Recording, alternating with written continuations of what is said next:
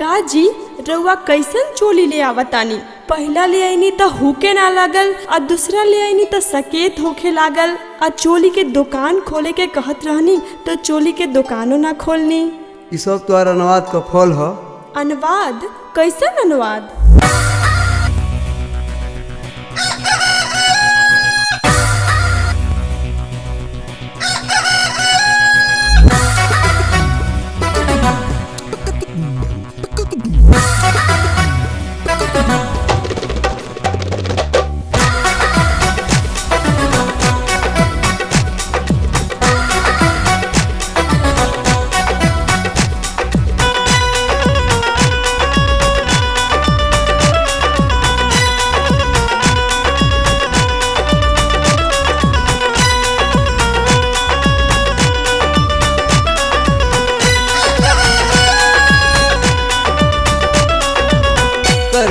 अनुवाद तम सक जाई चोली कहिया में चलबू तो लोग बोली है बोली।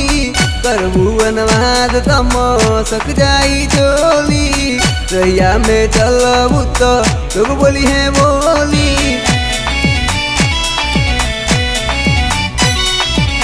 करबू अनुवाद तम सक जाई चोली रहिया में चलबू तो लोग बोली है बोली।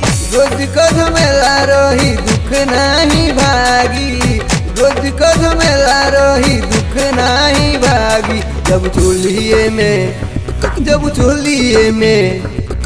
चोलिए में मुर्गा रखबू भूख कैसे लागी। जब चोलिए में मुर्गा रखबू भूख कैसे लागी। जब चोलिए में मुर्गा रखबू।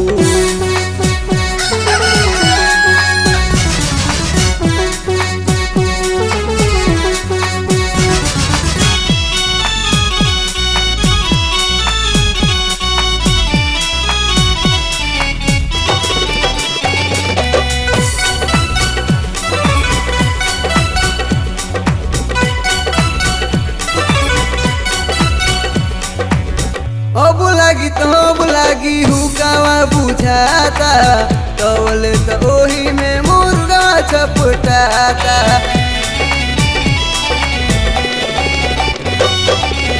अब लागी हुकावा बुझाता तवले तो ओही में मुर्गा छपटाता।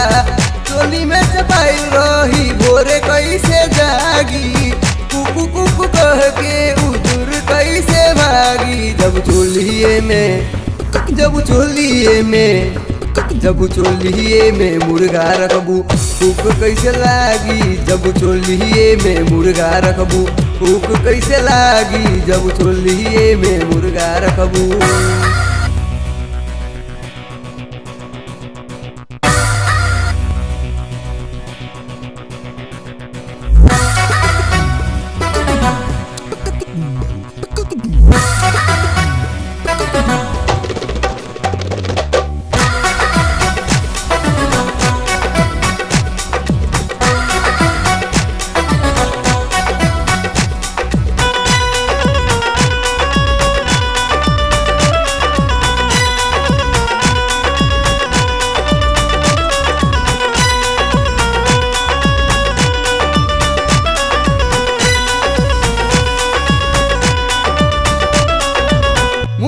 के चलते भूख नहीं लागल दूसरा लिए नहीं सकेत होखे लागल।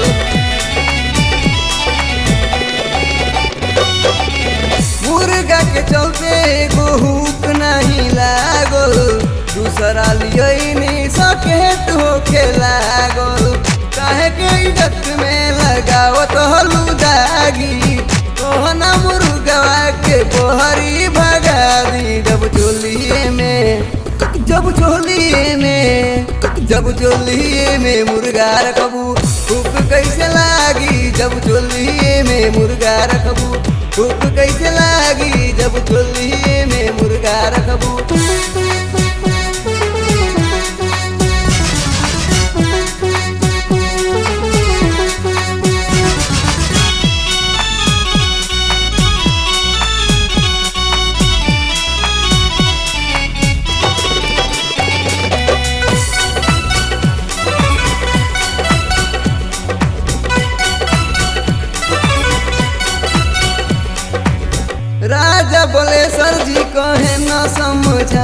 के रखना मुर्गावा के चोली में दबाई के।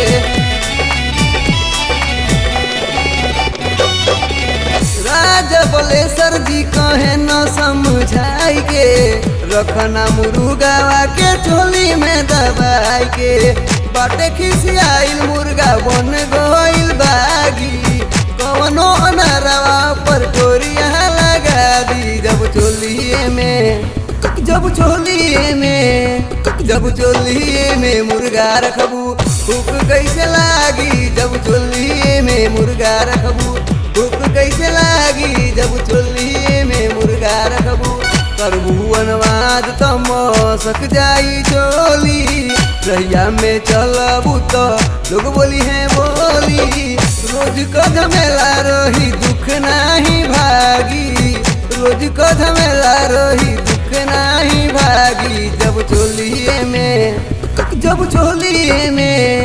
जब चोलिए में मुर्गा रखबू भूख कैसे लागी। जब चोलिए में मुर्गा रखबू भूख कैसे लागी। जब चोलिए में मुर्गा रखबू भूख कैसे लागी। जब चोलिए में मुर्गा रखबू भूख कैसे लागी। जब चोलिए में मुर्गा रखबू भूख कैसे लागी। जब चोलिए में मुर्गा रखबू भूख कैसे लागी। जब चोली